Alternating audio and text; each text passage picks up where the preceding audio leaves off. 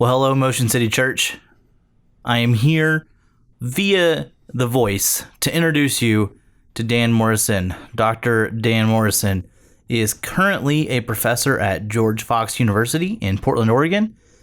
And as Pastor Steve mentioned last week, Dan just finished his PhD, I think last year. He's going to kill me for not remembering. But he finished his PhD on the first 3 chapters of Revelation, his dissertation focus. And we are very excited to have him speak about the last church of the 7 that we've talked about, the church at Laodicea. Here's Dan. Hi, thanks so much for having me with you today. As we stop and take a look at this last of the 7 messages to the churches of Revelation, we arrive at the message to the church in Laodicea. As we stop and look around the world today, we live in a world that has been bombarded with news about COVID-19. And while this is vitally important to our well-being, no pun intended, I think that more often than not, we have once again tied COVID in with a lot of things that we read about in the book of Revelation. If we stop and think about it for a moment, people are making statements about COVID-19 and how it is going to bring about the end of the world. I won't forget this one meeting that we had in our city council here in Springfield, Missouri a few weeks ago, where people were standing outside for hours to speak either for or against an ordinance regarding masks. This one lady, I don't think I'll ever forget her. She stopped and she was speaking against this ordinance. And she said, as she concluded, that it was a matter of the freedom of religion that people not have to wear masks. And she made an appeal to the book of Revelation, of all places, chapter 13. I want to read to you from Revelation 13, beginning in verse 16, what she stated to the city council. He required everyone, small and great, rich and poor, free and slave, to be given a mark on the right hand or on the forehead. And no one could either buy or sell anything without the mark, which was either the name of the beast or the number representing his name. Wisdom is needed here. Let the one with understanding solve the meaning of the number of the beast, for it is the number of a man. His number is 666. At that point, she concluded that to force people to wear masks was the same as forcing people to take the mark of the beast, and that for Christians, this just could not be done. Oddly enough, as we stop and we look at this whole framework and we see people talking about the mark of the beast, I can think about theories that have been proposed that UPC barcodes or ISBN numbers or direct deposit, the establishment of social security numbers, and a wide array of other things are all the mark of the beast. The great one was direct deposit because for some reason, I want my paycheck, but I don't want the mark. And in many places now, you can't really get a check cut to you. You still have to get direct deposit. And somehow, I don't think that people have lost their eternal souls for taking the mark of the beast. Recently in the state of Texas, there was a protest regarding the COVID-19 vaccine. And the COVID-19 vaccine, people are saying, will contain the mark of the beast. As a result, the masks that we are currently wearing are simply a precursor to taking the mark. It's a way to find out who is going to be willing to take the mark or not. Now, as a believer in Jesus, I think that I have to raise questions regarding all of these things that have been counted as the mark of the beast, yet they have not been. I asked a friend of mine one day, so why is it that you are so focused on identifying the mark of the beast in order to tell everyone about it? Their explanation stemmed from their care and concern that people not inadvertently or unknowingly take the mark of the beast, thinking they were doing something good. So I have this question to ask you today. Do you have concerns about your potential of taking or receiving the mark of the beast without knowing it? Take a moment and pause and explain not only what those concerns are, but why you have those concerns, if you don't mind. Now, in order to gain an understanding of what John is talking about in Revelation 13, I believe it's vitally important for us to go back and look at the message to the church in Laodicea as a vital component to our understanding. This message can be found in Revelation chapter 3, beginning with the 14th verse. Let's read it together. Write this letter to the angel of the church in Laodicea. This is the message from the one who is the Amen, the faithful and true witness, the ruler of God's creation. I know all the things you do. You are neither hot nor cold. I wish that you were one or the other. But since you are lukewarm water, neither hot nor cold, I will spit you out of my mouth. You say, I am rich. I have everything I want. I do not need a thing. And you do not realize that you are wretched and miserable, poor, blind, and naked. So I advise you to buy gold from me, gold that has been purified by fire. Then you will be rich. Also buy white garments from me, so you will not be shamed by your nakedness, and ointment for your eyes, so that you will be able to see. I correct and discipline everyone I love. So be diligent and turn from your indifference. Look, I stand at the door and knock. If you hear my voice and open the door, I will come in, and we will share a meal together as friends. Those who are victorious will sit with me on my throne, just as I was victorious and sat with my Father on his throne. Anyone with ears to hear must listen to the Spirit and understand what he is saying to the churches. This passage is vitally important because it lays a groundwork and a framework for us to recognize the mark of the beast has nothing to do with us getting a 666 put anywhere on our bodies. It's not about tattoos. It's not about direct deposit or anything of that nature. When we look at the church in Laodicea, we find that it has a lot more to do with who they are and how they behave over what's going on within a cashless society that people often talk about. Check this out. If we stop and look in Revelation 3 and we check out this message to Laodicea, Jesus is described as the ruler of God's creation. This means that no matter what, if Jesus is king, which is the gospel, that Jesus is king, then there is a call for those of us who are in the church to live as kingdom citizens. And part of the problem that this church faces is that instead of living as kingdom citizens, they are living like the world around them. Consider this. Jesus says in verse 15, I know all the things you do, that you are neither hot nor cold. I wish that you were one or the other. Now, interestingly enough, I remember growing up in church and hearing preachers consistently talk about this idea of hot and cold. And they would say that you should either be hot and on fire for God or cold and away from God. Here's the problem. I do not believe for a single moment that Jesus wants people to be cold and away from him. But people would say that being lukewarm was people who were moving in and out of the church on a consistent basis, and that Jesus would rather that you be away from him than doing that. Now, looking at what I know about God throughout the Bible, it is his desire that all would come to him and never his desire that people would just be away from him.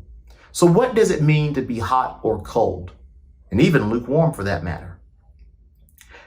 I'm going to appeal to my nerdy senses for just a moment. That which is hot is distinct from that which surrounds it. That which is cold is also distinct from that which surrounds it. But that which is lukewarm is just like that which surrounds it. So the issue with this church is that they are just like the people around them. Well, how is that? The history of Laodicea reveals that they were a very wealthy city. I mean, they had an awesome textile industry that they were making money left and right. They had dyes where they could dye their textiles and send them out and sell them. And all of these things coming together, it makes it to where these people have money on top of money. Let me explain how much money they had. You know how everyone has been getting their stimulus checks based on COVID-19 and all of that? Instead of accepting aid from the empire after their city was destroyed by an earthquake, the people of Laodicea were like, oh, we don't need your help. We've got this. We will rebuild. And they did. With no help from their government, they came together and they rebuilt because they had the funds, the means, and the economic power to do so. And that's great. There's nothing wrong with having the money, having the economic power. There's nothing wrong with having the wealth. Now, here's the problem when it came to the church. The church was just like the people of Laodicea. They were rich. Check this out. What does the scripture say? In verse 17, it says, you say, I am rich. I have everything I want, and I don't need a thing. These individuals had taken on the same attitude as the people in the city around them. They had the wealth. They had the power. What did they need? I'd ask, what didn't they have? Because Jesus goes on to say, and you don't realize that you are wretched and miserable. You're poor, you're blind, and you're naked. So for our second discussion question, I'd really want you to stop and think about this and ask, when people meet you or people encounter you, do they see you in your community and associate you with Jesus at the outset? Or are they shocked to find out that you call yourself a follower of Jesus? The awesome thing about Jesus is that he doesn't simply leave you hanging out there when you find out that you aren't following him the way you should. I mean, seriously, what kind of God who would be willing to come and die for you while you were his enemy would now just abandon you as you are finding yourself in a situation where you're not following him completely the way you should?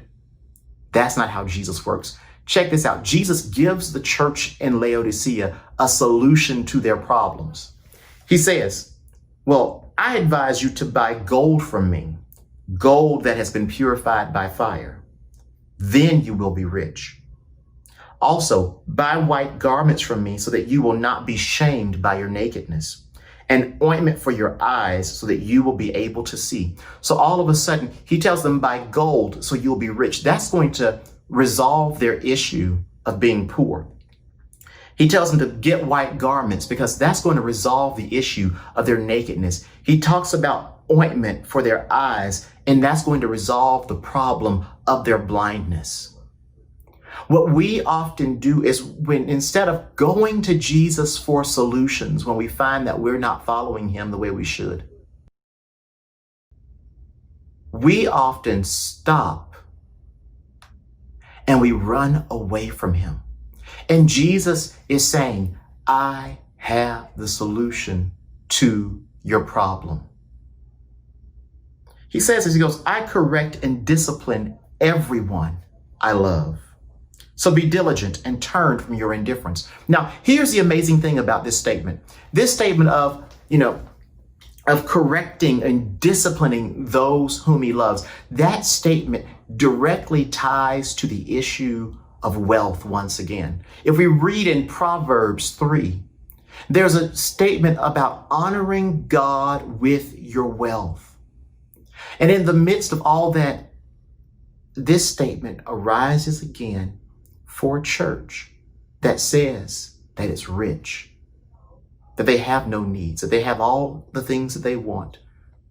And Jesus says that they're wretched and miserable. Jesus is calling them to honor God with their wealth. How much wealth do you have? Well, sometimes you might say, well, I don't have much, but when you compare yourself to the rest of the world, you're pretty wealthy. You're pretty wealthy. But then again, I have to ask, Does how you handle your finances reflect your love for Jesus? Or does it tie you with some of the systems of this world? Does your giving connect you more to Jesus or to some other organization, a political party, a social club, or anything of that nature? With what organizations and people and groups does your financial management connect you?